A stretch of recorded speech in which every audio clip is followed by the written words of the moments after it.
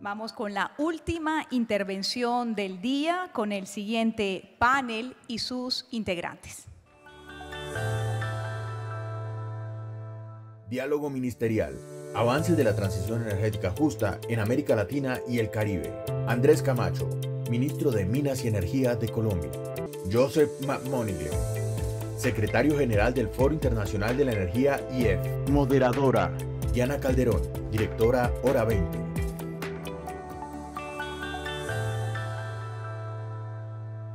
El siguiente diálogo ministerial tiene como nombre Avances de la transición energética justa en América Latina y el Caribe. Nos acompañará el ministro de Minas y Energía de Colombia, el doctor Andrés Camacho. También nos moderará esta conversación Diana Calderón, directora de Hora 20.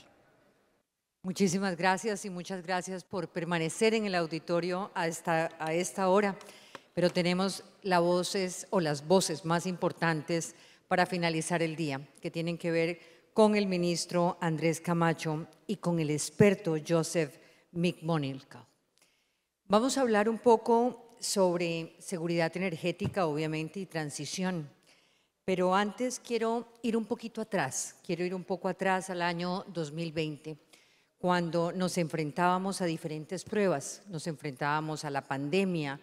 Ya hablábamos, obviamente, desde hacía mucho de calentamiento global, de las crisis económicas, pero empezamos a hablar de un bache social y económico, de un bache energético, por el que sigue pasando Europa, por el que sigue pasando el mundo y diferentes naciones por su dependencia.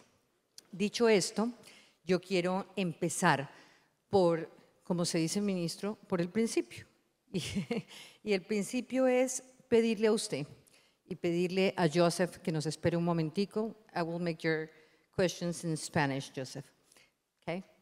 Que nos espere para arrancar con el ministro y tener un panorama sobre cuál es realmente esa política de la transición energética del gobierno de Gustavo Petro. Yo le pregunto por 3 pilares básicos que usted nos pueda entregar, pilares que nos ilustren sobre la ruta. ¿Cómo deberíamos imaginarnos al sector, a este sector aquí reunido, al final del gobierno? Entendiendo esa transición, pero una transición que nos garantice la seguridad energética. Gracias, ministro. Buenas tardes. Muchísimas gracias, Naturgas, muchísimas gracias a patrocinadores, a toda la industria que está aquí reunida, a los panelistas, a lo que ha sido la jornada hasta el momento. Una pregunta muy profunda acerca de lo que significa esta apuesta de la transición, y yo arrancaría señalando algo muy importante, y es que no existen recetas establecidas para la transición energética.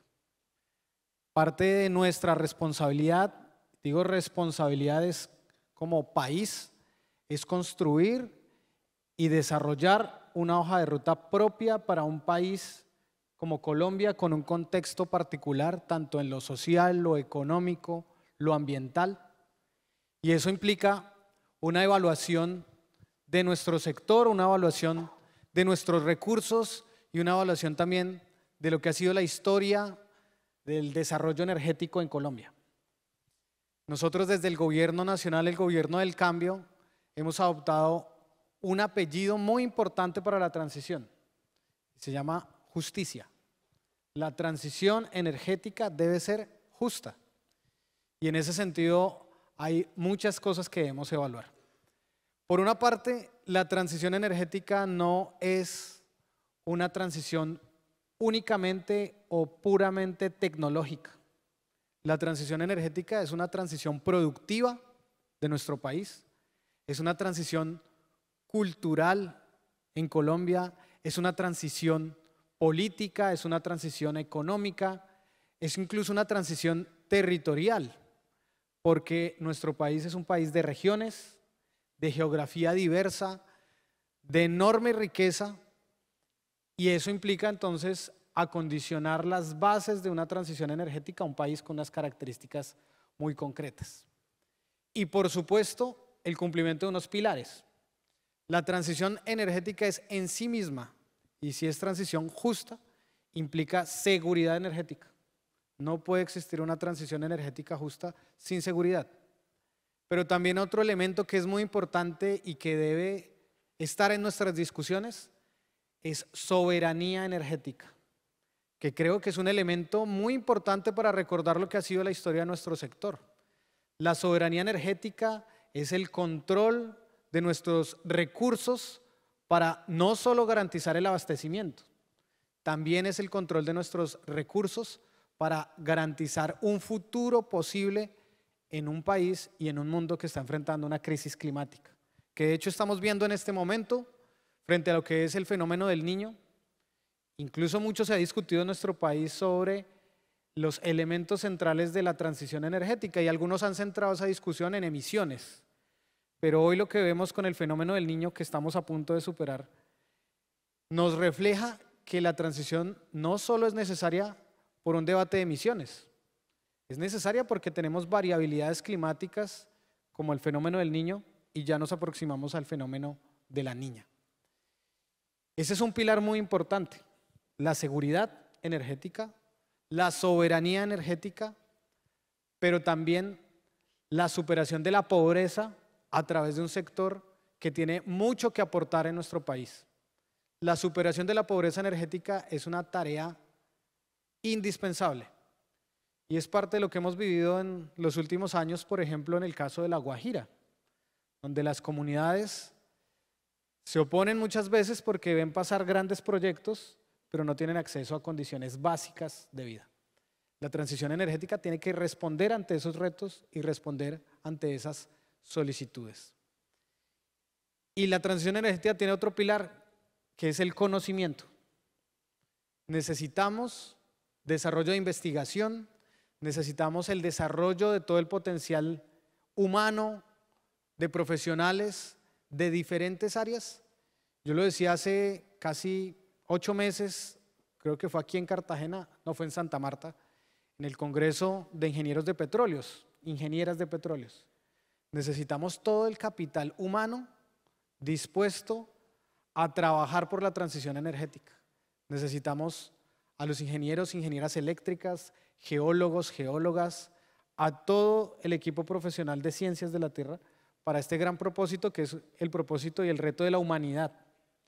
Entonces el conocimiento es un pilar fundamental también de la transición energética. Y por supuesto, también dentro de los pilares que debemos abordar para esta transición está un elemento territorial. La transición energética en La Guajira es muy distinta a la transición energética en el Amazonas, muy distinta a la transición energética que requiere Bogotá, Cali, Medellín. Así que la hoja de ruta que nos hemos trazado como gobierno nacional tiene esas características, tiene unos pilares y esperamos al terminar el gobierno culminar con unas metas cumplidas.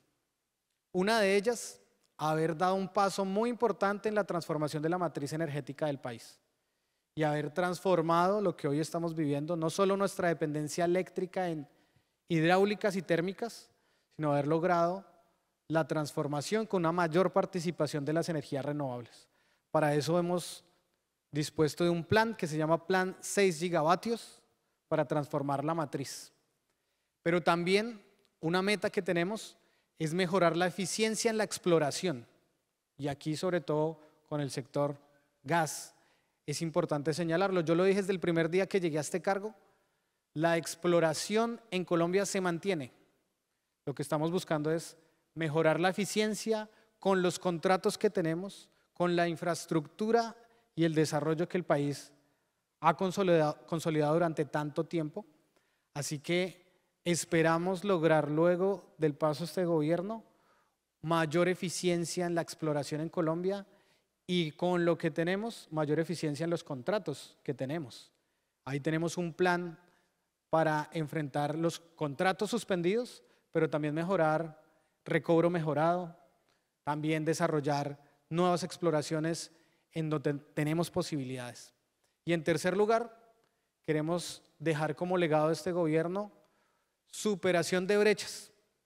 todos nuestros proyectos de gas, todos nuestros proyectos de infraestructura eléctrica, energética, tienen que impactar positivamente a los territorios y lograr que se superen brechas de desigualdad.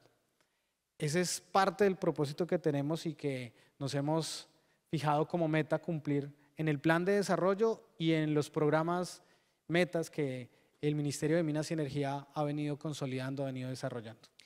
Ministro, voy con Joseph y ahora quisiera aterrizar un poco el tema de soberanía energética, seguridad energética y transformación de esa matriz. ¿Cómo la transformación de la matriz puede garantizar la seguridad energética en Colombia? Pero le quiero preguntar a Joseph, como el experto en el tema y escuchando un poco lo que ha dicho el ministro, ¿dónde se están dando en el mundo verdaderos avances en materia de transición energética? ¿Qué países están acertando y por qué aciertan? Well, let me start by saying it's an honor to be here and to speak at this conference. I came 5 years ago as a participant sitting in the audience.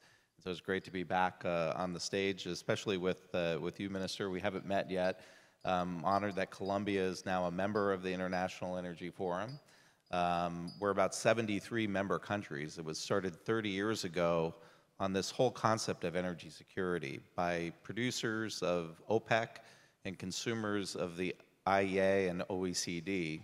And now we have more member countries than those two groups combined. So we focus on stable energy markets, we focus on data transparency, we focus on and the energy transition, of course. But getting back to your question, and the Minister references in his answer, you know, the whole example of COVID, you know, we lost about 10 million barrels a day from the global energy market. And that's one way to look at it. Prices crashed to $30 a barrel, and the world had to get together to try to figure that out. But the other way to look at that is with the whole world shut down, all this economic activity shut down, and people working from home, we were still using about 90 million barrels a day of oil. And it just goes to show you that that's how intertwined our economic life is with hydrocarbons. So this is something that's going to take a long journey for us to transition or evolution, or I like to call it an emissions transition, because we're really going to transition from high emissions, high CO2 emissions to low carbon emissions and other types of emissions. The other thing I want to reference, because I think it's a misconception that people have, is that the current energy crisis, you know, we're about $90 a barrel of oil, natural gas prices are high, there's worries in Europe about supplies. I think there's a misconception that this energy crisis was started with the war in Ukraine, and that's not really true. It happened a year before the invasion of Ukraine, and it was really the result of a lack of investment in new energy supplies, specifically gas supplies, because as we approached the COP meeting in Glasgow, which I attended, you know, natural gas prices were sky high. And so I think it's important to recognize that, because I'm a big supporter of the energy transition, and I want we're going to be asking the public to do very hard things, I think, to meet our climate goals. And the one thing I'm worried about is if we follow the advice of some environmental groups that want to divest from oil and gas and do it very quickly, that we'll be making very costly mistakes. I mean, you see what happened in Europe recently. They were so dependent on Russian natural gas. And what happened when the supplies were cut off? They started doing deals with Qatar and the United States. The United States was one of the biggest exporters of natural gas and via LNG to Europe. And they're investing billions of dollars in regasification facilities. So when the chips were down, Europe chose natural gas. And I think that's important, because it just reminds us that we have to manage this transition. It's not going to happen overnight. And you know, one thing I'd like to point out to people, you asked about what are the things that we can do on the horizon to meet our goals. The IEA, which is one of our sister organizations, the executive director, Dr. Barola, is on the board of my organization. they put out this net zero report that they're very famous for. But there's another report that they issue almost every year, and it's the IEA Technology Report. And I think this is a really good summary of where we are in the energy transition. Essentially, that report says we can meet half of our climate goals by using wind and solar and hydropower and nuclear. But the other half has to come from technologies that are not commercialized or even envisioned yet. And I would put hydrogen in this space, CCUS, carbon capture technologies, things like fusion, things we're not even thinking about right now. These are new technologies. And I raise this because I think there is another misconception that we can meet our climate goals with wind and solar alone, and that's just not the case. And so until we have these new technologies, we have to keep investing in hydrocarbons because we need to ensure that there isn't price spikes and price volatility. Because the thing I'm most worried about is if the public starts to connect high prices or volatility in prices with climate policies or the energy transition. I know in my country, in the United States, we would lose the public and you can never get them back on an issue like that. So that's why Dr. Birol is now talking about, and Secretary Granholm and others, other ministers that I talk to, about managing the transition, making sure we control prices of the energy we need today for economic activity, while at the same time we aggressively pursue renewables. And so I think this is the roadmap, I think, and I totally agree with you that every part of the world, every country is going to have their own roadmap based on their own personal circumstances. This idea that there's going to be a one-size-fits-all approach to getting to net zero, I think is really outdated and not very helpful. I think every country wants to meet their climate goals, but there are different roadmaps to get there. And by the way, natural gas is going to be a key part of this roadmap for a lot of different countries. Gracias. Yo creo que, digamos, no hay una receta, pero sí hay, de alguna manera, unos puntos que hay que seguir. Y uno de esos puntos, ministro, lo ha dicho el experto, es esto no se puede hacer a la loca tolondra, como decimos en este país. Y sí hay que hacerlo con tecnología. Y sí hay que hacerlo con las apuestas de energías renovables. Y especialmente hay que poner el foco en el gas. Entonces, yo quisiera ir aterrizando con usted unos temas. En términos de seguridad energética, ¿cuándo podríamos esperar nosotros en Colombia medidas regulatorias para resolver el tema de abastecimiento de gas? ¿Y por qué se lo pregunto? Porque hoy la generación de gas natural está salvando a Colombia de un racionamiento. Entonces, ¿por qué no apostarle a un desarrollo de este recurso en nuestro país que garantice la autosuficiencia? Bueno, me adelantas unos anuncios que quería hacer, pero vamos a trabajar en ellos. Pues precisamente es parte de lo que hemos venido trabajando todos estos meses. El sector sabe de varias medidas que hemos adoptado, unas para resolver problemas en el mejoramiento de la eficiencia de la exploración. Y ahí a través de la Agencia Nacional de Hidrocarburos hemos desarrollado los habilitantes jurídicos a través de la Agencia Nacional de Hidrocarburos para que se pueda mejorar la exploración en el país, especialmente la exploración de gas con el propósito del abastecimiento que requiere el país en un momento muy importante que es 26-27, mientras logramos la incorporación de lleno del gas offshore para el país. Y ahí hemos adoptado las medidas en la Agencia Nacional de Hidrocarburos, pero también el sector conoce de una regulación que emitimos para el mejor aprovechamiento de la infraestructura disponible del país, y es lo que hemos llamado la infraestructura multifásica, y es poder utilizar oleoductos que están disponibles, que son de Ecopetrol, para poder poner en comercialidad, en superficie, especialmente el gas que tenemos en el Piedemonte Llanero, que va a ser muy importante para el abastecimiento, especialmente en 26-27.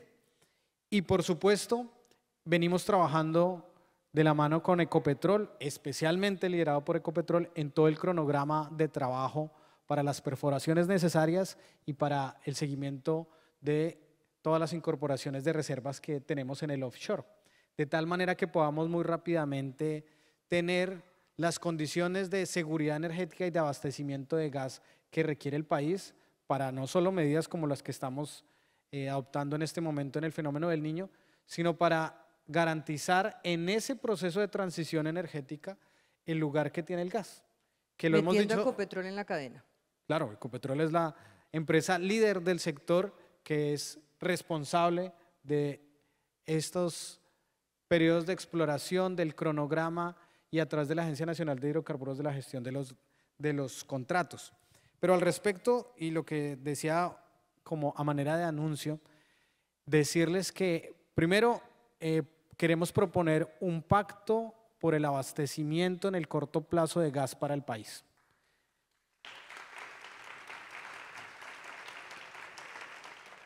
¿Y ese pacto consiste en qué?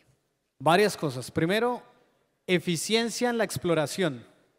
Y ahí estamos adoptando medidas para que algunas de las áreas que ya tenemos entregadas puedan desarrollar la exploración de tal manera que logremos rápidamente incorporar estas reservas. Hay dificultades de índole social que hemos venido trabajando con las empresas, aquí todas hemos venido trabajando con ellas para resolver temas ambientales, temas sociales, temas de infraestructura. Así que un gran componente de ese pacto para la incorporación de reservas y abastecimiento en el corto plazo está en la exploración. Deme un ejemplo concreto de eficiencia en la exploración.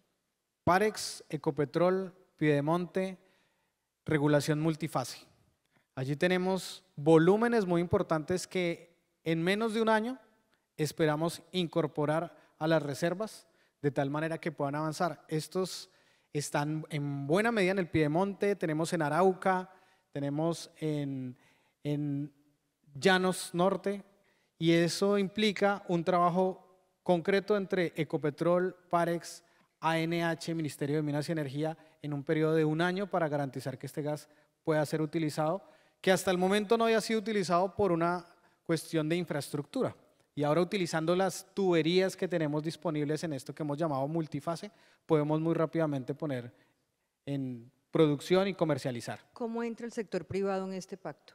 Parex es parte de nuestra sociedad junto con Ecopetrol, y así como con Parex estamos trabajando, que están por acá, ahorita conversamos hace un momento, también hay otras empresas que ya están siendo beneficiadas de esta promoción de la exploración en el país. Ministro, ¿esto quiere decir que mientras logramos el pacto suspendemos la importación de gas de Venezuela?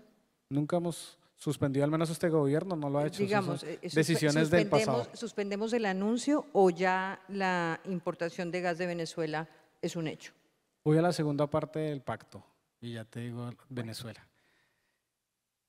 Anunciarles también que desde el Ministerio de Minas y Energía, junto con Ecopetrol, venimos trabajando para flexibilizar en términos regulatorios y garantizar los habilitantes para poner en comercialización el gas offshore este año, de tal manera que podamos incorporar en todas nuestras redes lo más pronto posible las posibilidades que tenemos ya de gas offshore en el país, de tal manera que podamos avanzar en ese plan de abastecimiento que se requiere para el 2026-2027. Y por supuesto, viene el trabajo que estamos desarrollando desde la última visita, y que de hecho ayer y hoy el presidente está en Venezuela, de habilitar la infraestructura y recuperar una infraestructura que por diferentes decisiones del pasado llevaron a que perdiéramos una infraestructura muy importante para la confiabilidad del país. Hoy contamos con la regasificadora del Caribe, que de hecho también, y no sé si los voy a chiviar, pero hablamos con la regasificadora para trabajar en un aumento de su capacidad de importación y a su vez la recuperación del gasoducto de Venezuela, con Venezuela, que va a ser muy importante para mejorar la confiabilidad del sistema y garantizar en ese pacto por el abastecimiento que todos los actores nos pongamos de acuerdo, que trabajemos conjuntamente de tal suerte que la seguridad energética del país esté totalmente garantizada. Entonces, su respuesta a la importación en Venezuela es sí, van a continuar con el proyecto de importar gas de Venezuela. Y Ante eso tengo varias preguntas. El estado del gasoducto Antonio Ricaurte, que salió de operación en el 2015, pues requiere un trabajo grande, con unas inversiones grandes. ¿Y cómo está ese gasoducto y qué condiciones tiene para nosotros hacer esa importación?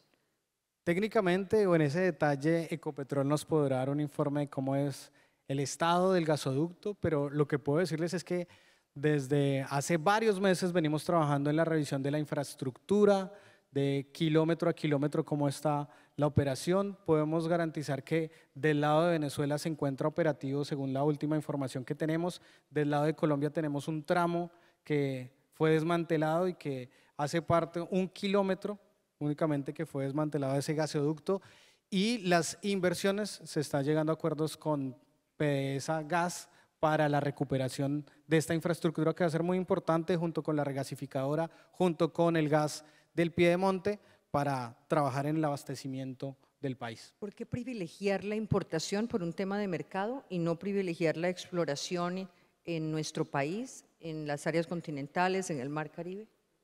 No estamos privilegiando, como he señalado, estamos trabajando para incorporar este año gas offshore, estamos trabajando para el Piedemonte Llanero ponerlo a producir gas para el país y estamos desarrollando lo que es el concepto de la confiabilidad. Todas las fuentes posibles. Todas las formas de lucha. Todas las fuentes posibles de generación de gas están puestas a disposición de la transición, de la industria y sobre todo del abastecimiento de miles de hogares en nuestro país que así lo necesitan. Ministro, ¿nosotros tenemos autorización de la OFAC en Estados Unidos para comprarle a PDVSA? Eso es parte de la revisión jurídica que viene haciendo el socio comercial de PDVSA Gas, que es Ecopetrol, y ahí sí yo espero que las preguntas ya Se más las en mandó detalle. todas a ROA, que conste, ¿no? Exactamente, ahí lo estoy mirando para que vaya preparando sus respuestas. Joseph, ya vuelvo con usted, ministro. Joseph,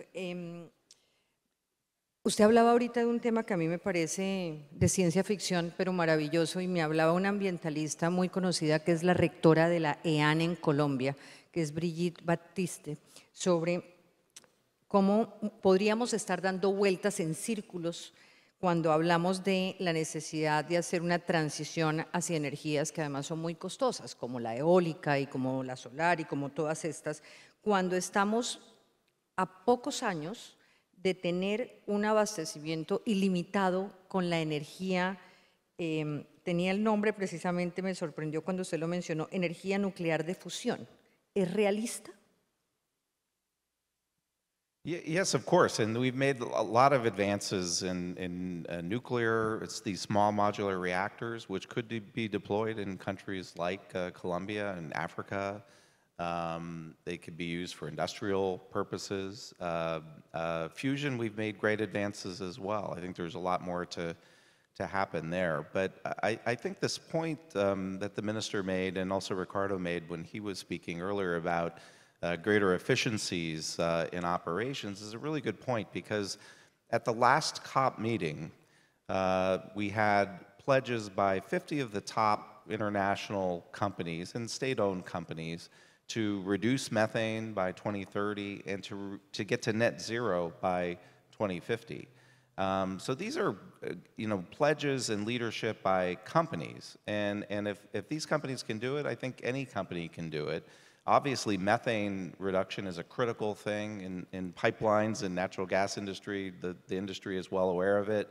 But there are technologies on the shelf now that can be used, and it's relatively cost effective and low cost to do it. So I think there's a lot of work that could be done by companies, because, as I said, we're going to need hydrocarbons for a while until we figure out this plan B. So the focus should really be on lowering the emissions from gas and oil production so that we can reach our net zero goals. Y frente a esos goals de los que usted habla, ¿cuáles serían las estrategias del G20 en términos de transición energética en la cumbre de noviembre de 2024, de este año en Río de Janeiro? Yeah, so I think you'll probably see a continuation of the G20 priorities that India had.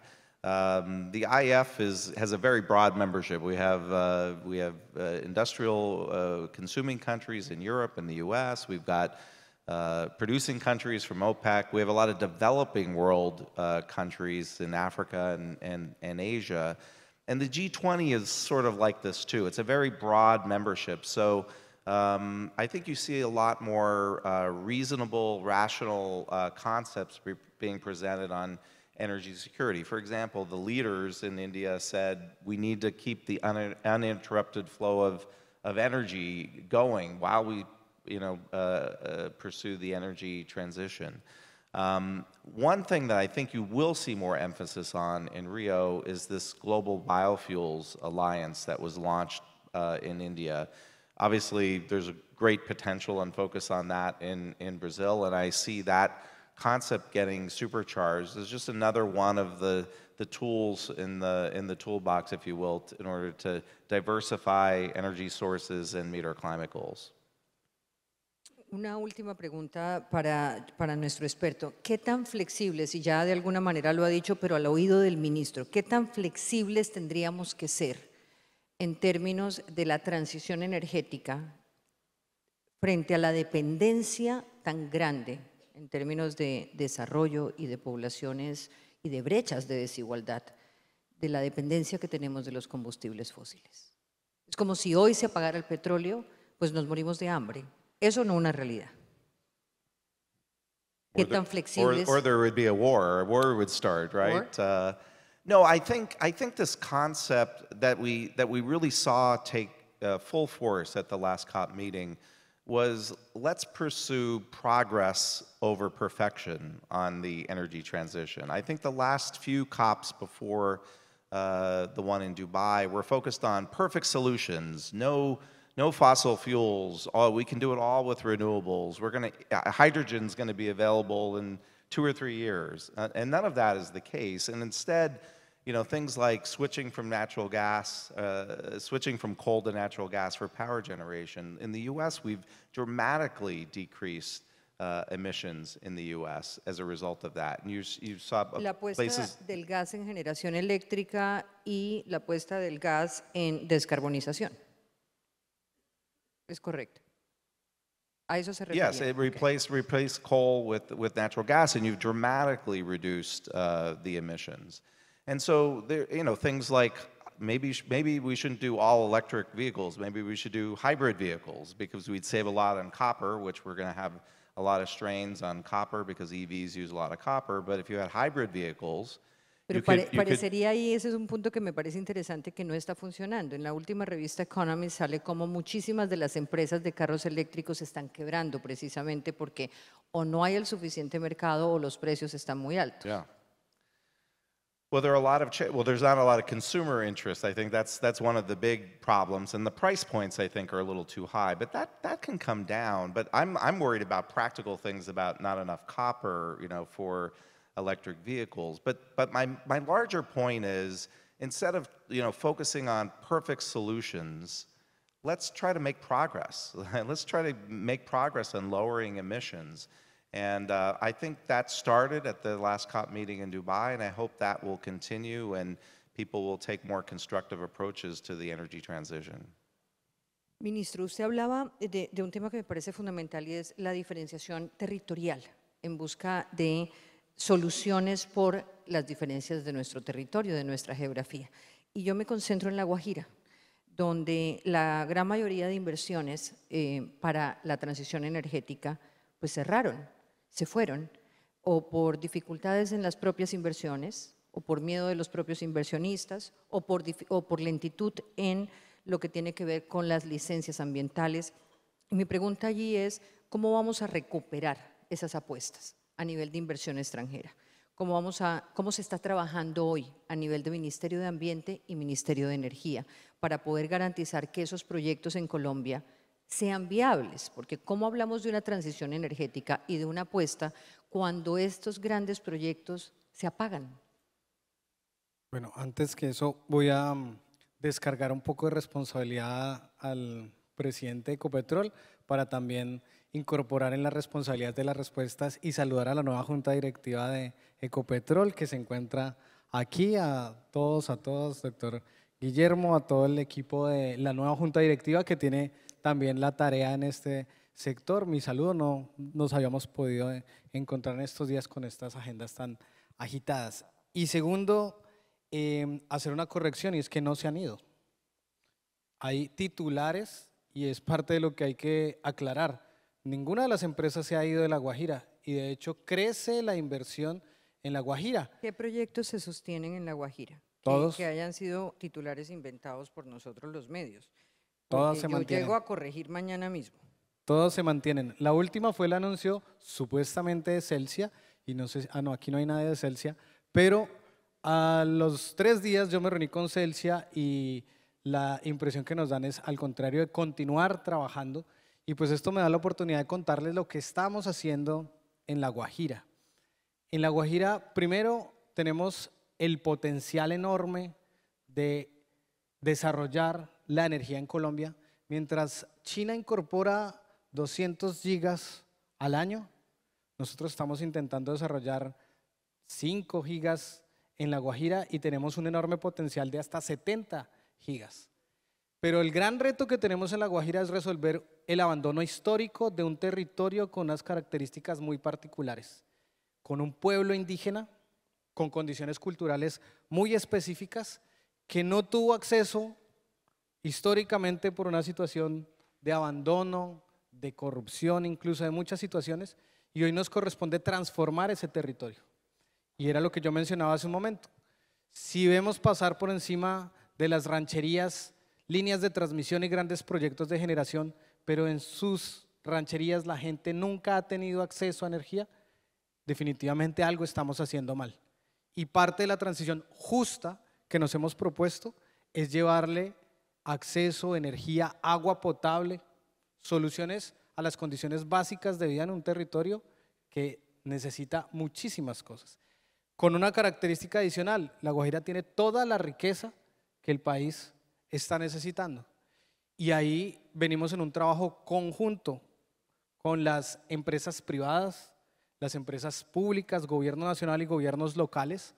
Aquí veo a Promigas y veo a otras empresas con las que estamos trabajando en la misión Guajira, con Ecopetrol, que estamos haciendo importantes inversiones a través de obras por impuestos, regalías y otras medidas, y una inversión histórica que este gobierno nacional está haciendo en La Guajira.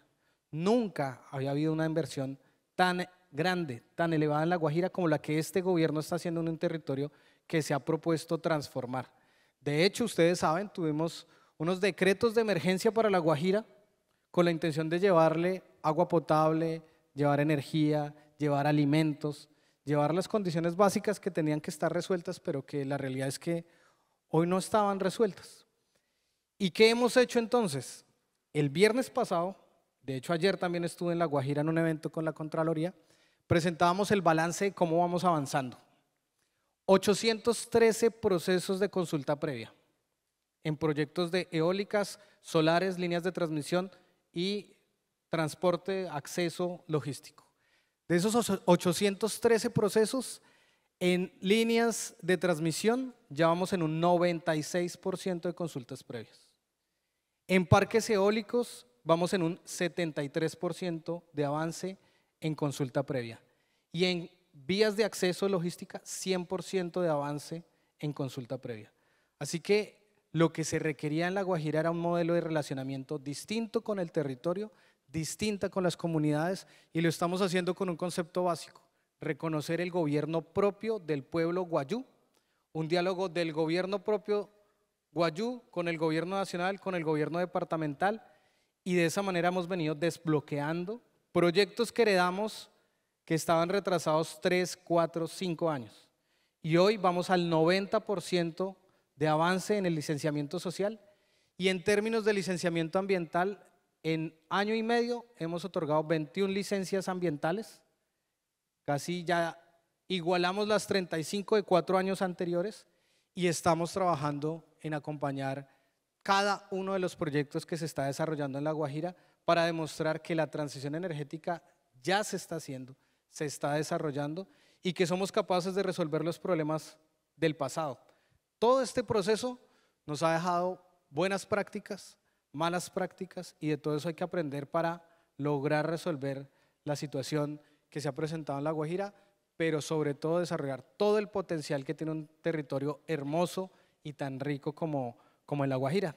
Ahí tenemos un equipo, y anunciado ayer y el viernes, y lo anuncio acá, tendremos una oficina de gobierno en La Guajira, en una oficina que ha habilitado Ecopetrol a través de una de sus filiales para tener un trabajo concreto, cotidiano en La Guajira, porque es nuestro gran propósito, sacar adelante La Guajira, sacar adelante la transición energética justa y toda la experiencia acumulada allí, llevarla también al resto del país. Así que hay mucho más de fondo, hay muchísimas cosas que se están haciendo y pues bueno, esta es la oportunidad para contarla aquí al sector cómo hemos venido avanzando. Y en el último minuto que me queda, ¿reconoce usted hoy, como no se reconoció en el pasado, que Colombia podría entrar en una situación de riesgo en términos de abastecimiento energético? ¿Podríamos entrar en una situación de racionamiento?